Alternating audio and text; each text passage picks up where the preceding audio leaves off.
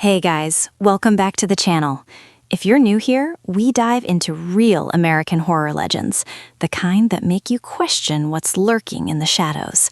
Today, we're going all in on the Bell Witch, one of the oldest, most documented, and downright scariest hauntings in U.S. history. This isn't just whispers and cold spots.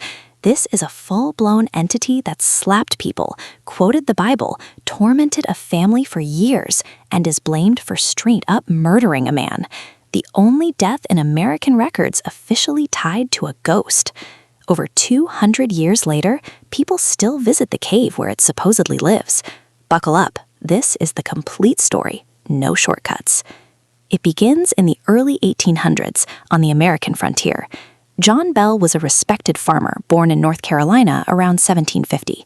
He married Lucy Williams, and they had a big family, eventually 9 kids. John was hardworking, religious, and community-minded.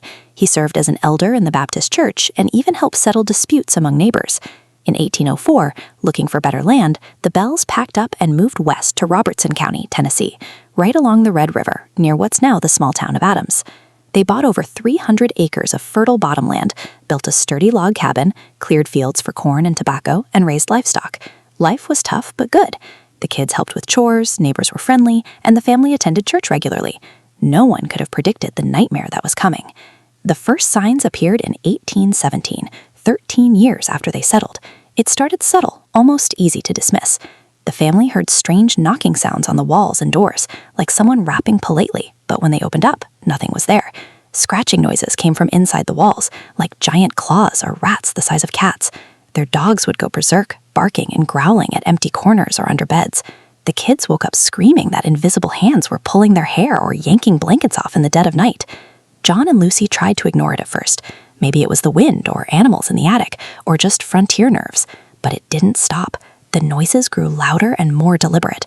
Then came animal sounds. Chickens plucking under beds when no chickens were inside, heavy footsteps on the roof, a giant black dog-like creature seen darting across the yard before vanishing. The family started losing sleep. Tension built in the house. By late 1817, the entity found its voice.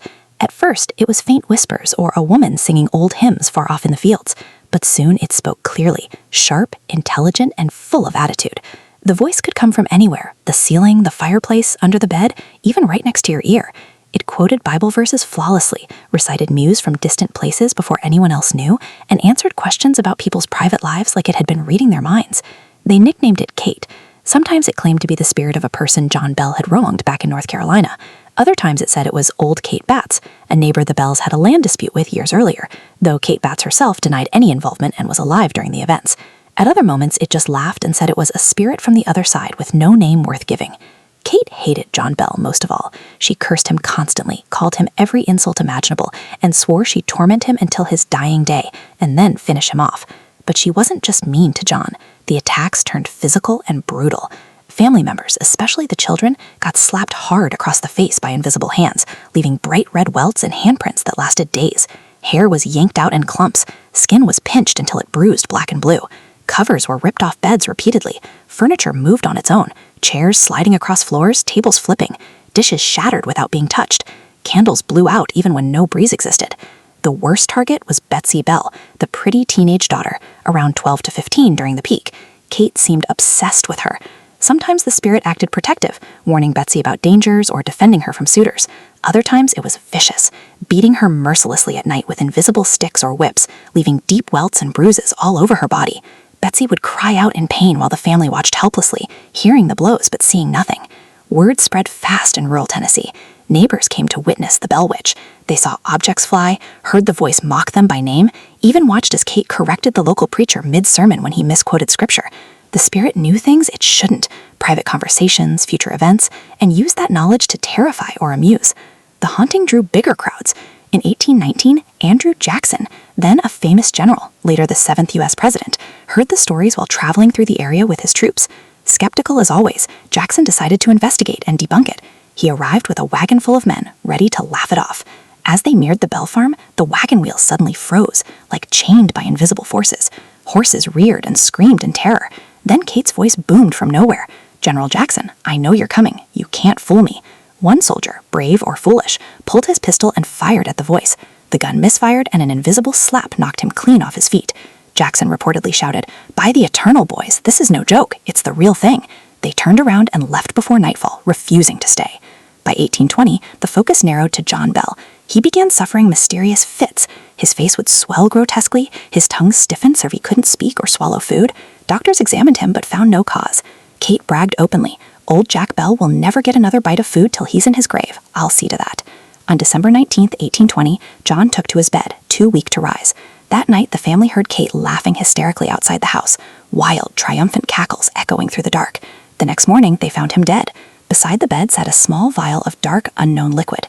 To test it, someone forced a drop into the family cat, and the cat convulsed and died instantly. The doctor ruled the cause poison, but the family, neighbors, and even officials believed Kate was responsible. No one else had motive or opportunity. John's death became the only recorded instance in U.S. history where a coroner or community officially attributed a killing to a supernatural force. After John's death, Kate seemed content. She announced to the family, "I'll leave now, but I'll return in 7 years to check on you." True to her word, in 1820 she came back briefly, knocking, scratching, making noises, but only for a short time before vanishing again. Some accounts say she promised to return in 107 years, around 1935, sparking excitement and fear in the 1930s when journalists waited for her comeback, but no major events were reported then. The original Bell cabin is long gone, torn down decades ago, but the land remains. The famous Bell Witch Cave, a natural limestone cavern on the property near the Red River, is said to be where the spirit originated or retreated. Today, it's a tourist site. Visitors report cold spots that make your breath visible even in summer, disembodied voices whispering names, objects moving, shadowy figures, and feelings of being watched. Ghost hunters flock there every year, especially around Halloween. So what was the Bell Witch really? A poltergeist fueled by family stress? A hoax that got out of hand? Mass hysteria in a superstitious time? Some point to neighbor disputes, like with Kate Batts, or even family secrets, like rumors John Bell had an affair or wronged someone. Skeptics suggest ergo poisoning from bad rye bread could explain hallucinations and convulsions. Others believe it was genuinely supernatural, a demon, a vengeful spirit, or something unexplained. One thing is certain, hundreds of witnesses, including respected men like Andrew Jackson, documented the events over 4 years. Letters, diaries, and early books like Ingram's 1894 account preserve the details. It's not just a story, it's part of American folklore, inspiring movies like An American Haunting 2005, books, and endless investigations. What do you think? Was Kate real? A ghost? Something darker? Would you spend a night in the Bell Witch Cave? Drop your thoughts in the comments below. If this chilled you, smash that like button, subscribe for more deep dive true horrors, and hit the bell so you never miss an upload. Stay spooky, everyone, and if you ever find yourself near Adams, Tennessee, maybe don't go poking around that cave alone at night. See you next time.